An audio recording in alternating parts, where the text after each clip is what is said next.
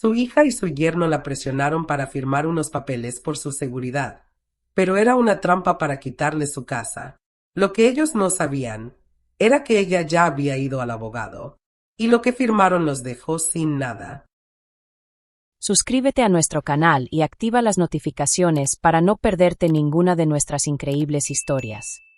Esther Mendoza tenía 74 años y una memoria más nítida que muchos adultos jóvenes. Vivía en la misma casa donde había nacido, en una tranquila calle de un barrio tradicional, con árboles altos y vecinos que aún se saludaban por su nombre. La casa no era lujosa, pero sí amplia, firme y llena de historia. Allí creció, se casó con Felipe, crió a sus 3 hijos y vio pasar el tiempo con la serenidad de quien había aprendido a vivir con lo que tenía. Desde que enviudó hace más de 20 años, Esther había mantenido una rutina simple pero rica en pequeños placeres. Cuidaba su jardín de bugambilias y jazmines cada mañana, se sentaba a leer novelas clásicas en las tardes, y los domingos asistía a la misa de las 8, seguida de una reunión con su grupo del club de bordado. A pesar de una operación de cadera que la obligaba a moverse con más lentitud y una prediabetes que mantenía bajo control con disciplina, su mente seguía clara, su humor intacto y su corazón sereno. De sus 3 hijos, Carlos, Lorena y Pablo, solo Lorena mantenía contacto frecuente. Carlos vivía en el norte del país, ocupado con su trabajo en una constructora, y Pablo se había ido a vivir a Centroamérica, desde donde llamaba de vez en cuando con cariño, pero sin mucho compromiso. Lorena, en cambio, vivía en la misma ciudad, a unos 20 minutos en coche. Era la hija del medio, la que siempre se había mostrado más intensa, más exigente, más ambiciosa. Esther, con el paso de los años, había aprendido a reconocer la forma en que Lorena expresaba afecto, con condiciones. No era cruel ni agresiva, pero sus gestos estaban marcados por cierta urgencia de recibir algo a cambio.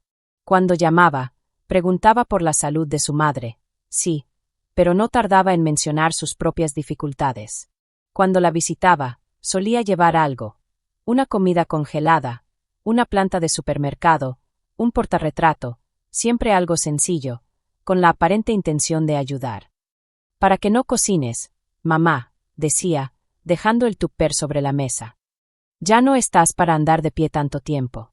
Esther lo agradecía, pero sabía que detrás de cada gesto había otra intención, una sutil pero constante construcción de confianza que parecía buscar algo más.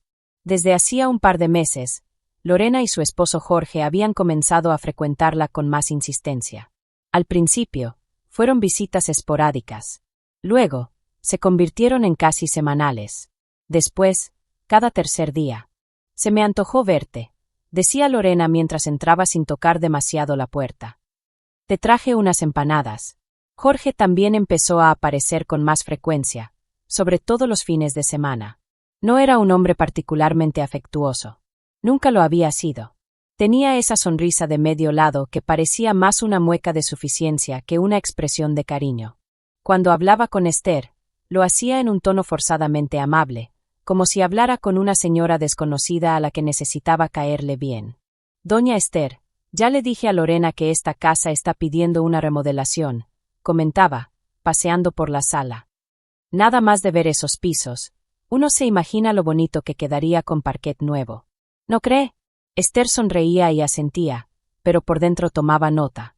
Cada comentario, cada mirada, cada cruce de palabras entre su hija y su yerno estaba lleno de pequeñas pistas.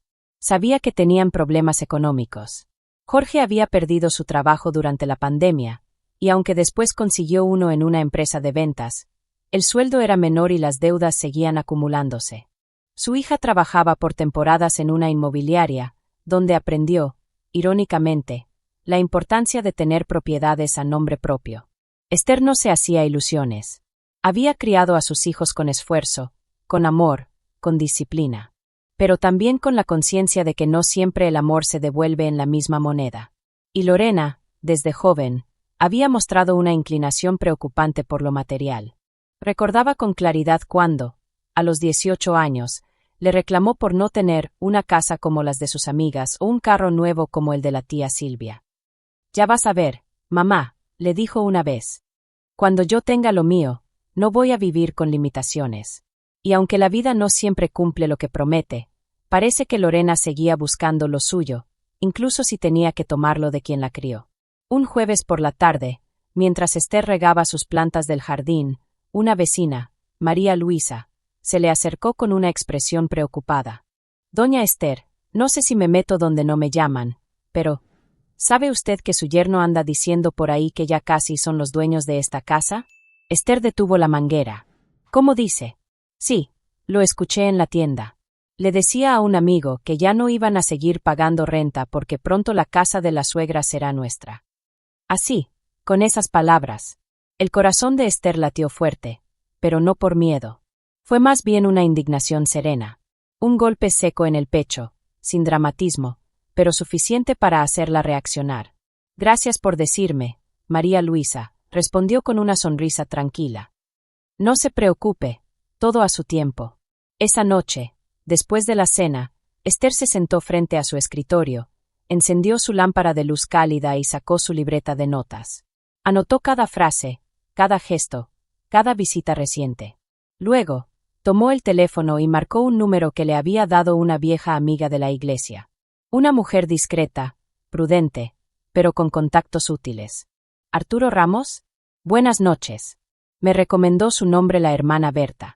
Me gustaría hacerle unas consultas sobre cómo proteger mi patrimonio». Del otro lado, una voz pausada y cordial respondió. «Claro que sí, doña Esther. Dígame en qué puedo servirle». Una semana después, Esther recibió en su casa al abogado Arturo Ramos. Era un hombre mayor, de unos 65 años, de cabello blanco y modales impecables. Escuchó sin interrumpir, tomando notas con letra firme. «Doña Esther, está actuando justo a tiempo», dijo al final. «Podemos redactar un documento legal que les haga creer que están obteniendo lo que quieren, pero en realidad, quedarán atados por cláusulas que protegerán su propiedad. Quiero hacerlo sin escándalos», le aclaró ella. «No quiero enemigos. Solo quiero asegurarme de no terminar en la calle por un papel mal firmado». Arturo asintió con respeto. «Lo haremos con inteligencia y legalidad. Usted va a firmar, sí, pero no será lo que ellos creen». Esa tarde comenzaron a trabajar en la estrategia. Un poder notarial condicionado, con cláusulas ocultas y fechas estratégicamente ubicadas.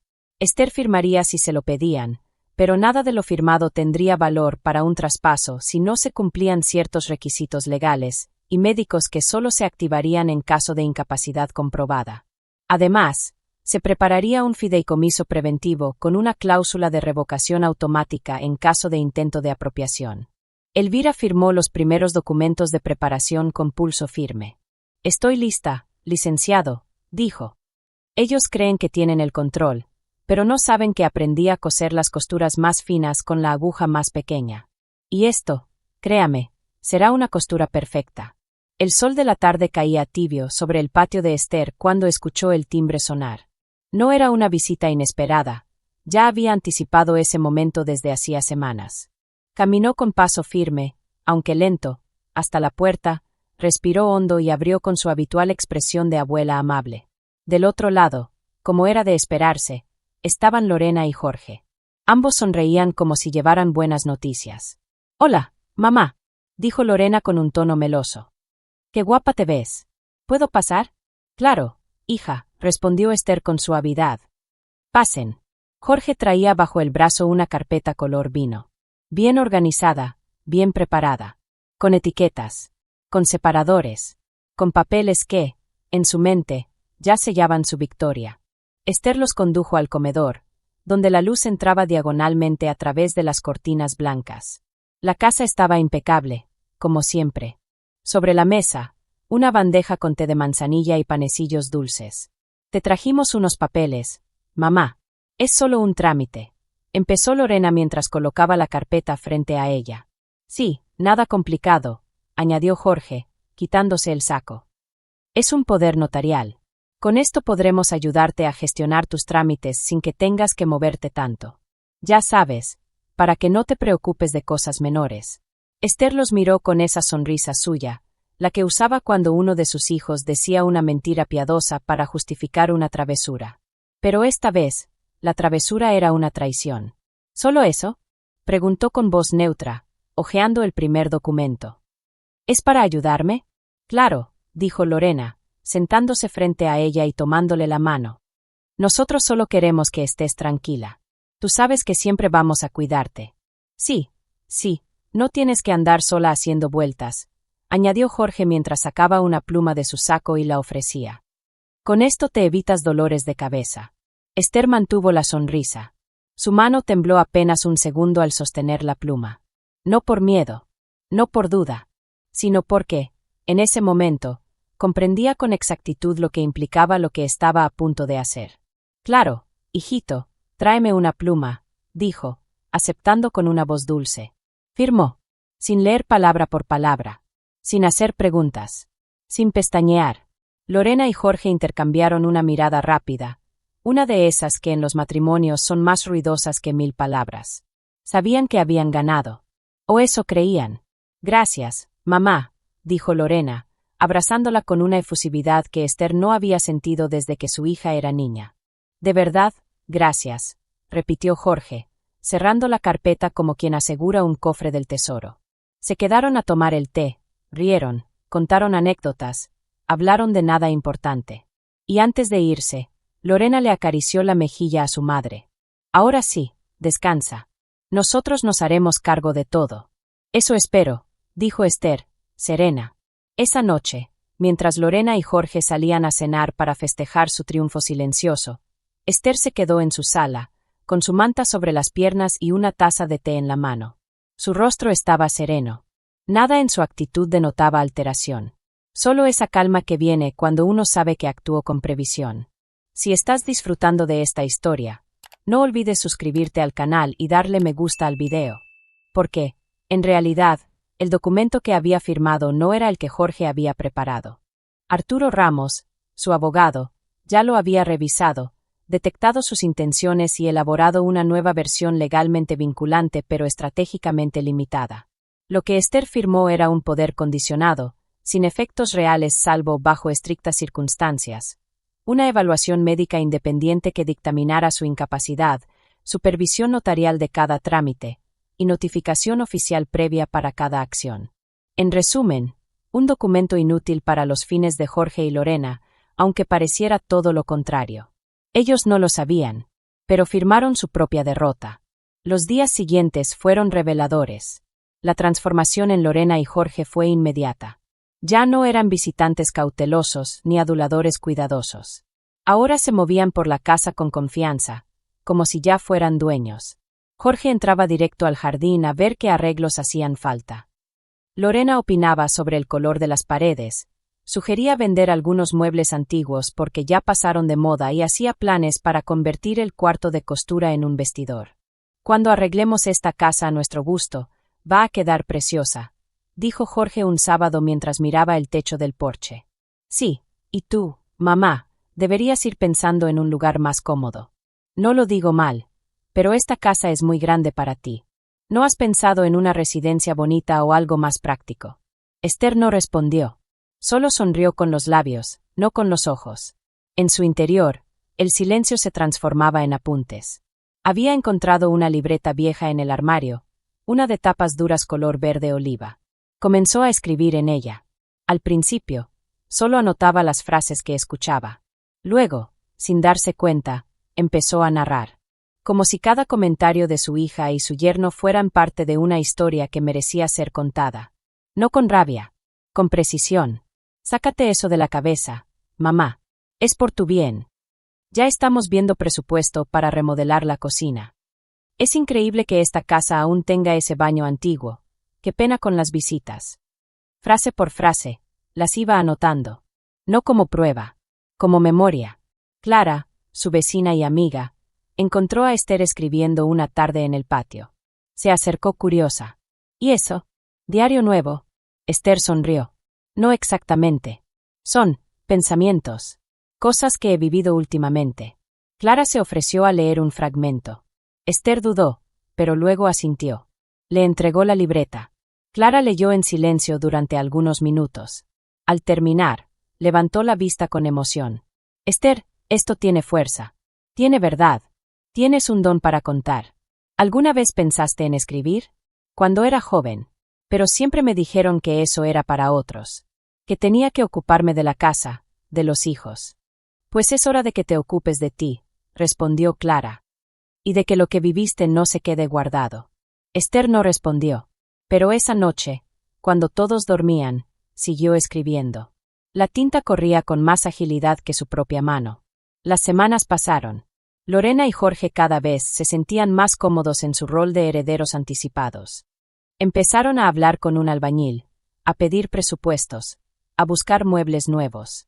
Ya casi es nuestra, amor, dijo Jorge una noche, mientras esperaban el café en la cocina. Solo falta mover algunas cosas legales. Desde el fondo de la casa, Esther escuchó la frase. No dijo nada, solo anotó en su libreta. Ellos creen que firmé lo que querían, pero en realidad, firmé su derrota. Y cerró el cuaderno con calma. La mañana del viernes empezó como tantas otras en la casa de Esther Mendoza. El sol se colaba tibio por las ventanas del comedor, la tetera silbaba en la estufa, y el aroma de jazmines recién regados flotaba en el aire del jardín. Vestida con su bata floreada y sus pantuflas, Esther cuidaba sus begonias con delicadeza, rociando el agua como si sus plantas fueran viejas amigas. A media mañana, escuchó el sonido del buzón metálico. El cartero había pasado. Esther se limpió las manos con su delantal y caminó hasta la reja. Entre los sobres de siempre, una promoción de supermercado, una factura de agua, un catálogo de productos de cocina. Había uno distinto. Un sobre grueso, sellado con cinta de seguridad y remitente oficial. Lo sostuvo entre las manos con el mismo cuidado que uno sostiene una mala noticia que ya sospechaba. Volvió al interior de la casa, se sentó junto a la ventana y, con sus lentes puestos, abrió el sobre. Sus ojos recorrieron el encabezado, notificación judicial. El documento estaba firmado por un juzgado local. El contenido era claro. Su hija Lorena y su yerno Jorge habían presentado ante el juez el poder que Esther había firmado semanas atrás. Afirmaban que ella les había transferido la propiedad de la casa y solicitaban el desalojo inmediato de la señora Esther Mendoza, por incapacidad para vivir sola y riesgo de deterioro físico y mental. La frase le perforó el pecho. No era solo un intento de arrebatarle la casa, era un intento de invalidarla como persona. La estaban pintando como una anciana incapaz, vulnerable, desorientada. Pero si algo no era Esther, era eso. Contuvo el impulso de gritar o llorar. No era el momento para emociones explosivas. En su lugar, se levantó con la espalda erguida, fue hasta el teléfono fijo de la cocina y marcó el número que había memorizado desde que empezó esta historia. Arturo, dijo cuando la voz del abogado respondió del otro lado. Llegó el sobre. Hicieron exactamente lo que preveías. Tranquila, doña Esther. Active el protocolo. Envíeme una foto de la notificación. En 48 horas, todo estará en su lugar. Colgó con una paz inesperada. Después, marcó otro número. Bueno, contestó la voz de Lorena. Hola, hija, dijo Esther con tono tranquilo. Me llegó una notificación, algo sobre una demanda en mi casa. ¿Sabes algo al respecto? Del otro lado, un silencio breve. Luego, una tos forzada y la voz de Jorge, que tomó el auricular. Señora Esther, es solo un procedimiento legal. Usted firmó un poder. Nuestra abogada dice que ahora podemos hacernos cargo de la propiedad. No se preocupe, es por su bien. Esa casa ya no es segura para usted. Es mucho mantenimiento. Y no está en condiciones de vivir sola, créame. Esther cerró los ojos al escuchar esas palabras. Entiendo, gracias por aclararlo, dijo antes de colgar. Entonces se sirvió un té, sacó su libreta verde y escribió. Ellos firmaron su ruina pensando que era mi derrota. 2 días después, el juez emitió el fallo. Rápido, contundente, inapelable. La demanda de desalojo era improcedente. El poder firmado por Esther contenía una cláusula que lo invalidaba en caso de intento de despojo o uso fraudulento.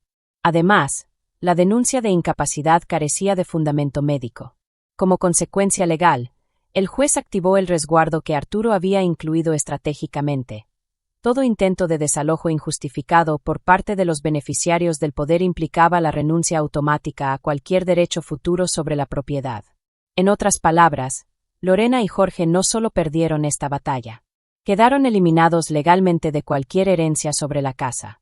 Para siempre. Esther recibió la noticia con una mezcla de alivio y tristeza. Alivio, porque se había protegido. Tristeza, porque aquella resolución también confirmaba algo que dolía en lo profundo. Su hija estaba dispuesta a desterrarla con tal de ganar algo material. No pasaron muchas horas antes de que sonara el timbre de su casa. Esther abrió la puerta con tranquilidad. Lorena estaba parada allí, temblando de rabia, los ojos enrojecidos. Detrás, Jorge permanecía dentro del auto, con los brazos cruzados y la mirada perdida. «¿Qué hiciste?», gritó Lorena, avanzando sin pedir permiso. «Nos arruinaste. Esa casa iba a ser nuestra. Tuya ya no es. No puedes vivir sola, mamá». Esther cerró la puerta detrás de ella y se quedó de pie frente a su hija, que caminaba en círculos como una fiera herida. «¿Sabes lo que nos costó conseguir ese abogado? Y ahora dice que no tenemos derecho a nada. ¿Cómo pudiste hacernos esto?». El rostro de Esther se mantenía sereno, sin sombra de odio. Solo firmeza. «¿Cómo pudiste hacerme tú esto, Lorena?». Su voz no fue alta, pero tuvo un peso que hizo que Lorena se detuviera en seco. «Yo te crié con las manos partidas de lavar, de cocinar, de cuidar. Nunca te pedí nada. Siempre estuve. Pero ahora entiendo que estuve tanto, que no te diste cuenta de lo que valía». Lorena apretó los labios. «No exageres. Solo queríamos ayudarte. Nos ibas a dejar la casa igual, ¿no? Querías que me fuera como si yo no hubiera existido aquí», respondió Esther, señalando los marcos en la pared. «Como si esta casa no tuviera historia. Como si yo no tuviera nombre». Lorena la miró con los ojos llenos de lágrimas. «Eres injusta. Eres cruel». Esther dio un paso hacia ella. Su voz, esta vez, tembló un poco. No de debilidad, sino de dolor contenido. «No me traicionaste solo a mí. Te traicionaste a ti misma. Porque creíste que una madre era una puerta abierta, pero no sabías que también sabes cerrarla cuando hace falta». Lorena dio media vuelta y salió sin decir una palabra más. Jorge arrancó el auto sin mirar atrás. Esa noche, la casa estaba en silencio. Clara llegó poco después de las 7. Llevaba un cuaderno nuevo y una grabadora vieja. Esther la recibió con una taza de té de manzanilla y galletas de nuez. «¿Estás lista?», preguntó Clara. «Más que nunca», respondió Esther. Sacó de su bolso su libreta verde, la colocó sobre la mesa y comenzó a leer. «Nunca pensé que escribiría sobre esto. Nunca pensé que la traición vendría de quien un día fue mi niña. Pero no escribo para juzgar. Escribo para que otras mujeres entiendan que no están solas. Que sí podemos protegernos. Que sí podemos hablar. Que sí se puede empezar, incluso después de los 70. Clara tomó nota mientras Esther leía en voz alta el primer capítulo de su futuro libro. «Una firma no me define». Afuera, la noche estaba tranquila. Y adentro, por primera vez en años, también lo estaba el alma de Esther. La mañana en que Esther Mendoza sintió que algo había cambiado dentro de ella, no fue particularmente diferente a otras. El café tenía el mismo aroma, las bugambilias en el jardín abrían sus flores con la misma dignidad silenciosa, y los rayos de sol cruzaban las cortinas con su timidez habitual. Pero dentro de su pecho, algo era distinto, una calma profunda, una certeza serena. No se trataba de haber ganado. No era una victoria contra su hija o su yerno. Era más bien una paz con ella misma. Después de semanas de angustia y años de silencios acumulados, Esther se sintió libre. Como si hubiese dejado de cargar con un costal lleno de culpas ajenas.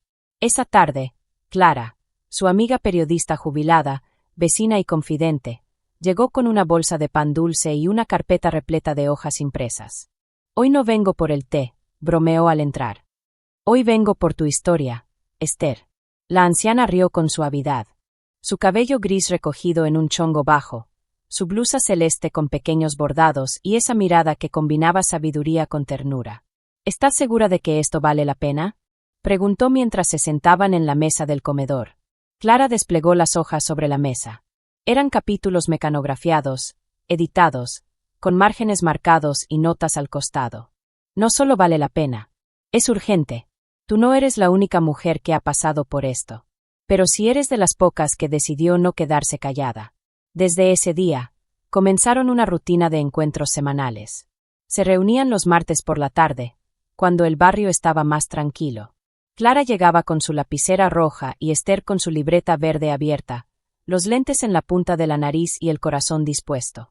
Empezaron revisando lo ya escrito. Clara la ayudaba a pulir frases, a organizar los capítulos, a darle ritmo a la narración. Pero poco a poco, también comenzaron a añadir nuevos recuerdos, reflexiones, pequeñas anécdotas que Esther había dejado en el olvido. ¿Y cómo era Felipe cuando recién se conocieron?, le preguntó un día Clara. Esther sonrió como si volviera a los 20 años. Un hombre noble. No tenía ni un peso, pero tenía palabras limpias. Nunca me hizo sentir menos. Así, entre sorbos de té y bolillos dulces, los recuerdos fueron tomando forma. La historia dejó de ser solo un relato legal y se convirtió en un testimonio emocional. No era solo sobre una traición. Era sobre toda una vida, la infancia en un pueblo polvoriento, la boda sencilla en una parroquia con bancas descascaradas, las madrugadas con fiebre cuando Lorena era bebé, las veces que vendió tamales para pagar los útiles escolares. Esther descubrió una pasión nueva. Le gustaba escribir. Le gustaba buscar las palabras adecuadas para explicar lo que sentía. Le gustaba ordenar sus emociones en párrafos. A veces se sorprendía a sí misma llorando mientras escribía, y otras veces, riendo sola con alguna ocurrencia del pasado. Ya no se veía como una víctima. No escribía desde el rencor. Lo hacía desde la comprensión. Porque sí, la habían traicionado, pero también había aprendido a poner límites, a defenderse, a no mendigar afecto. Un día, Clara le dijo: ¿sabes qué es lo más valiente de todo esto? Que no buscaste venganza. Buscaste dignidad. Y eso es más poderoso. El rumor de su historia comenzó a circular por el barrio. No como un chisme malicioso, sino como una especie de leyenda doméstica. Mamá Esther, la que se defendió con elegancia, decían algunos. La señora que escribió un libro para que no la callaran, comentaban otros.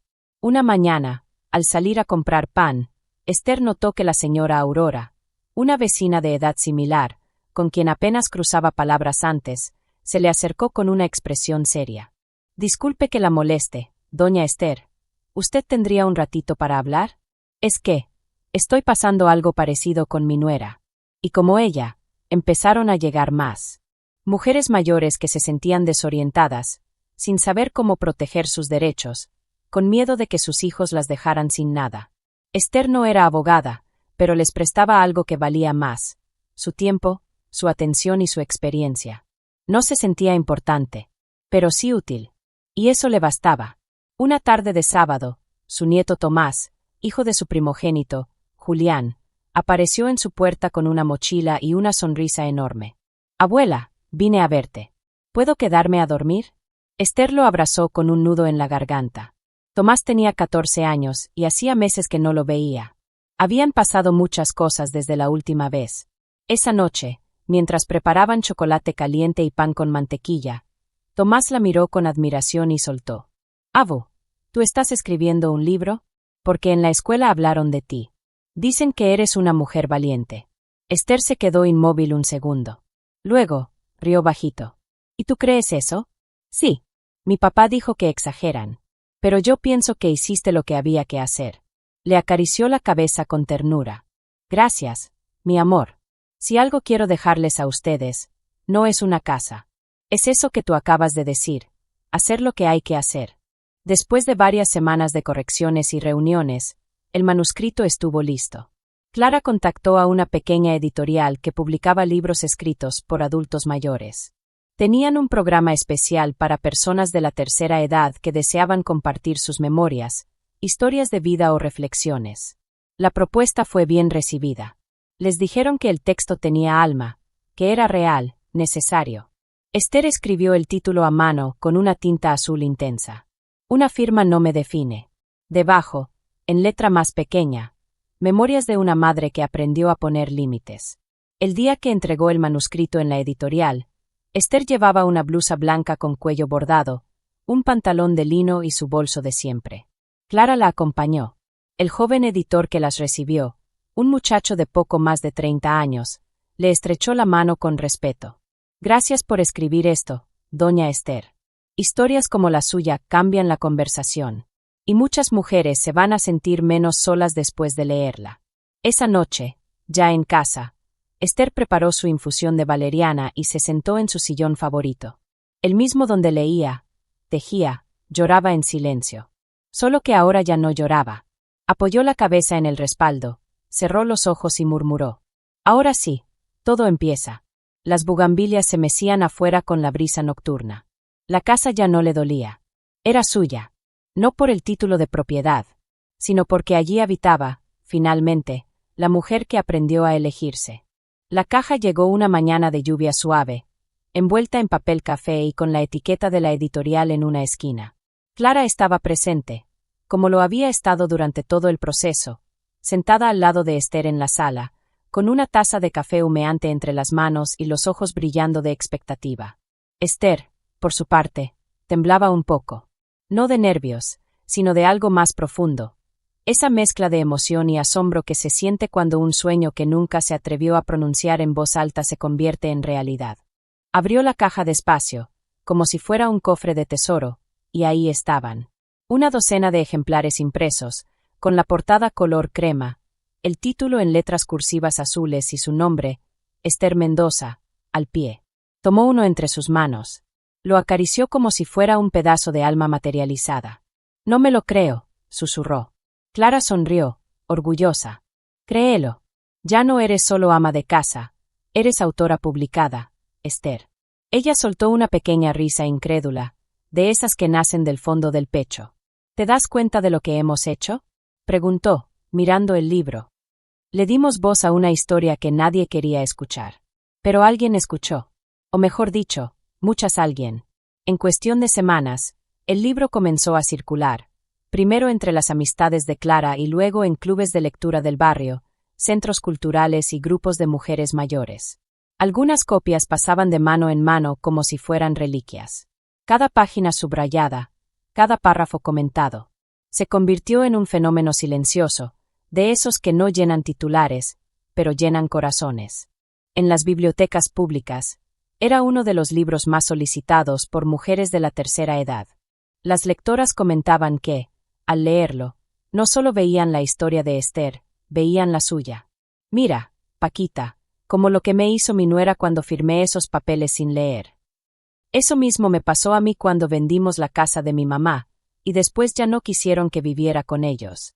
Las emociones eran muchas, rabia, nostalgia, ternura, esperanza. Pero sobre todo, reconocimiento.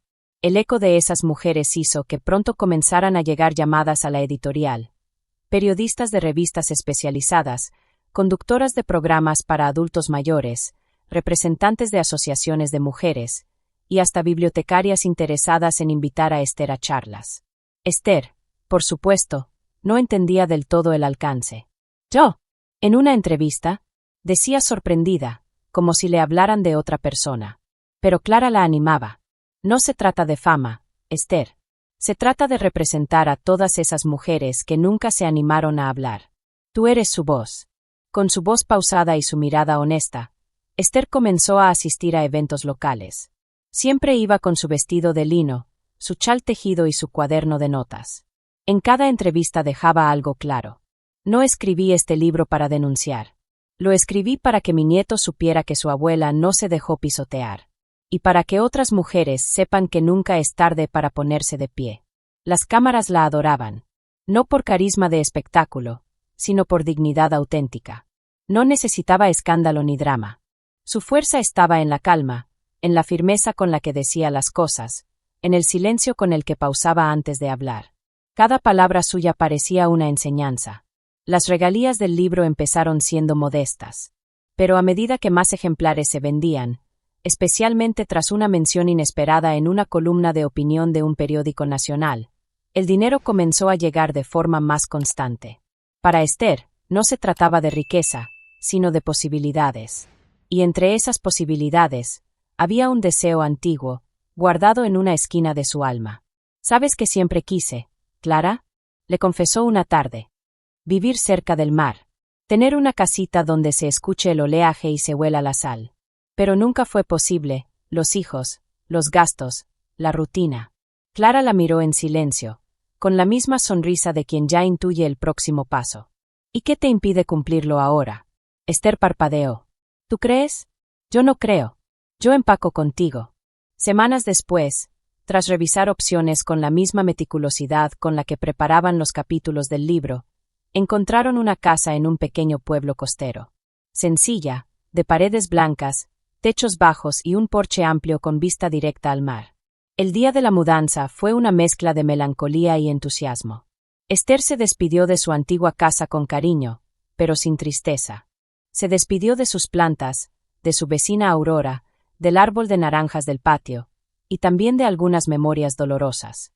Llegó al pueblo con una maleta modesta, una caja con libros y su cuaderno de escritura. El primer amanecer frente al mar fue indescriptible. Se sentó en una mecedora del porche con una manta sobre las piernas y una taza de té entre las manos. El sol se asomaba tímido entre las nubes, y el aire salado le llenaba los pulmones. «Felipe, aquí estoy», susurró al cielo. Tardé, pero llegué. En su nueva vida, Esther encontró una rutina que no parecía rutina. Paseaba por la playa al amanecer, escribía cartas a mano para las lectoras que le escribían desde distintas partes del país, cocinaba recetas nuevas con ingredientes frescos del mercado local, y por las tardes se sentaba en su porche a observar cómo el sol se hundía en el horizonte. Las cartas que recibía eran verdaderos tesoros. Mujeres que le agradecían por haberles mostrado que aún era posible empezar de nuevo. Algunas le contaban cómo, después de leerla, dejaron relaciones abusivas. Otras cómo se animaron a estudiar arte, cocina o derecho en universidades abiertas para mayores. Una mujer incluso le escribió desde una prisión, contando que el libro la había hecho reconciliarse con su propia madre. Esther contestaba cada carta con su puño y letra, con frases breves, a veces con recomendaciones de lectura, a veces solo con un «usted vale la pena». Y mientras tanto, comenzó a escribir otra cosa. No una novela, ni una denuncia. Una serie de relatos breves que tituló «Mujeres que florecen después del otoño». Historias de mujeres reales, de esperanza tardía, de dignidad recobrada. Historias como la suya, o como la de cualquiera. Esther en su nuevo porche, ve cómo cae el sol sobre el mar. Su cuaderno está sobre la mesa, abierto, con una pluma entre las páginas. Su taza de té humea junto a ella. Respira hondo, cierra los ojos un instante y sonríe. La brisa le acaricia el rostro, las gaviotas vuelan en el cielo, y el mar canta una canción suave, como un arrullo. Ya no necesita explicaciones. Solo está en paz. Y eso, a su edad, es la más grande forma de triunfo. El sol se colaba por la ventana de la cocina, proyectando manchas cálidas sobre el piso de madera. El aroma a café recién colado se mezclaba con el de los jazmines que colgaban del balcón, y el mar, fiel a su cita, rugía con suavidad allá a lo lejos. Esther se levantó sin prisa, como cada mañana. Se puso su bata de lino, recogió su cabello con una pinza vieja y bajó las escaleras con el bastón que apenas necesitaba, más por costumbre que por apoyo. Tenía 75 años y no esperaba nada extraordinario del día. Y aún así, cada uno le traía algo especial, una carta, una nueva flor, un recuerdo que se volvía más sabio con el tiempo. Desde que publicó Una firma no me define, su vida cambió sin grandes alardes. Ya no contaba los días como antes. Ahora, los vivía. Sin esperar visitas, sin marcar el calendario para cumpleaños ajenos, sin estar pendiente de hijos que no llaman. Su tiempo ya no le pertenecía al deber ni a la culpa. Le pertenecía a ella. Esa mañana, como cada martes, colocó su mesa plegable frente al ventanal y se sentó a escribir. No con la urgencia de una novela ni la estructura de un libro. Simplemente escribía lo que sentía, escenas, frases sueltas, reflexiones. No para publicar, solo para dejar constancia de su alma. Cuando una mujer deja de pedir permiso para existir, empieza a respirar diferente, escribió, y luego subrayó la frase 2 veces. Lorena y Jorge no volvieron a contactarla. Alguien del pueblo le comentó que se habían mudado a otro estado, buscando trabajo y evitando el escándalo familiar que, aunque discreto, fue tema en algunos círculos. También se supo que enfrentaban serias dificultades económicas. Pero Esther no preguntó más. No sentía rencor. Sentía distancia. Como quien decide soltar una piedra pesada que llevaba años en la espalda. Había pasado demasiadas décadas justificando las ausencias, aceptando las migajas de un cariño condicionado. Ahora, simplemente, los dejó ir. Eso también era amor propio, no odiar, pero tampoco invitar a regresar. Las cartas seguían llegando. Mujeres mayores, algunas desde lugares remotos, le escribían con caligrafías temblorosas, confesando secretos, temores, decisiones. Una en especial la conmovió profundamente. Tengo 83 años. Fui criada para obedecer, y envejecí creyendo que era pecado pensar en mí. Pero su libro me enseñó que aún puedo protegerme sin pelear. Que aún puedo vivir para mí. Gracias, señora Esther. La leyó en silencio, con el pecho apretado. Luego sacó un pañuelo bordado y se limpió una lágrima que resbaló sin permiso. La colocó en su cajita de cartas especiales, junto a otras que consideraba sagradas. En el pueblo ya la llamaban cariñosamente la escritora de la Casa Azul. Su casita costera, pintada con tonos celestes y con macetas colgando en las ventanas, se volvió punto de referencia. No como atracción turística, sino como símbolo. Algunas vecinas mayores la visitaban por las tardes para escuchar cuentos, otras le pedían leerles fragmentos de sus escritos en el centro comunitario. Al principio, Esther se resistía, no por falsa humildad, sino porque no quería sentirse protagonista de nada. Pero con el tiempo entendió que no se trataba de ella, sino de todas. Aceptó con gusto. Preparaba cuentos sobre mujeres invisibilizadas, historias sencillas, cotidianas, pero llenas de humanidad. Cuentos donde una anciana recuperaba sus tierras, donde una mujer mayor aprendía a usar una computadora, donde una abuela volvía a enamorarse de sí misma. Su voz era pausada, clara, sin adornos. Pero cada palabra suya tenía la fuerza de una verdad que no necesita explicarse. Un día, mientras regaba las bugambilias, escuchó pasos conocidos en el camino de grava. Era Tomás, su nieto. Ya no era el niño de antes. Ahora era un adolescente alto, con la voz más grave y una mochila al hombro. «Abuela», dijo, sonriendo con los mismos ojos de su hijo mayor. «Te encontré». Esther dejó la regadera, se limpió las manos en su bata y lo abrazó. Largo, con ternura contenida. «Te ves tan grande», dijo, tocándole la mejilla. «Vengo por algo importante», dijo él, y sacó de su mochila un ejemplar gastado de su libro. «¿Me lo firmas?» Esther se sorprendió. Él asintió. «En la escuela leímos un fragmento en clase. Y cuando dije que eras mi abuela, todos querían conocerte. Quiero que me lo firmes, y también decirte algo. Dime, mi amor». Tomás respiró hondo. «Un día, yo también quiero contar historias. Como tú». Esther lo abrazó de nuevo, ahora más fuerte.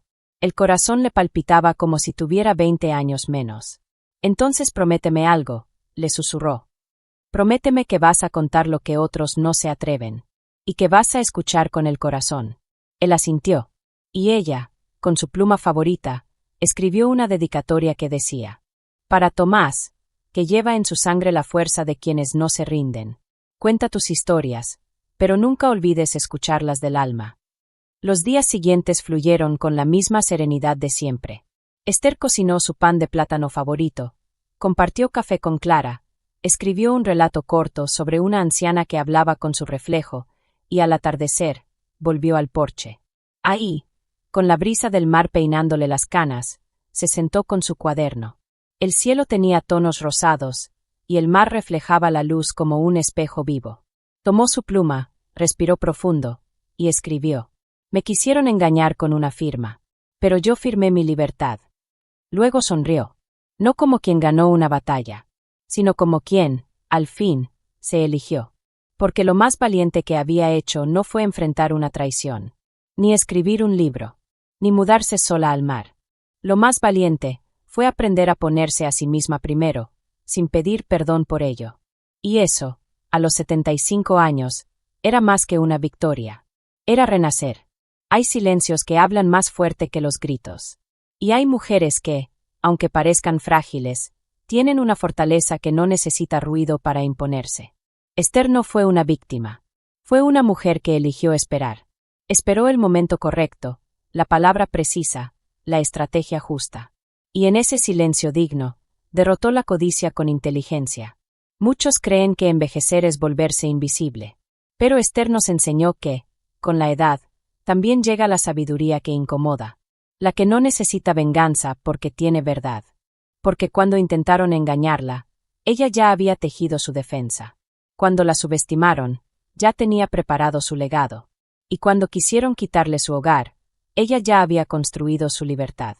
Su historia no termina con una firma. Empieza con una decisión, la de no ceder su dignidad, ni su historia, ni su voz. Y así, mientras el mundo gira, ella escribe. Y con cada palabra, inspira. A ti, que estás viendo esto. Nunca es tarde para decir hasta aquí. Nunca es tarde para reconstruirte. Y nunca, jamás, es tarde para elegirse. Muchas gracias por acompañarnos hasta el final de esta historia y por ser parte de nuestra comunidad. No olvides de suscribirte al canal y darle me gusta al video. ¡Hasta luego!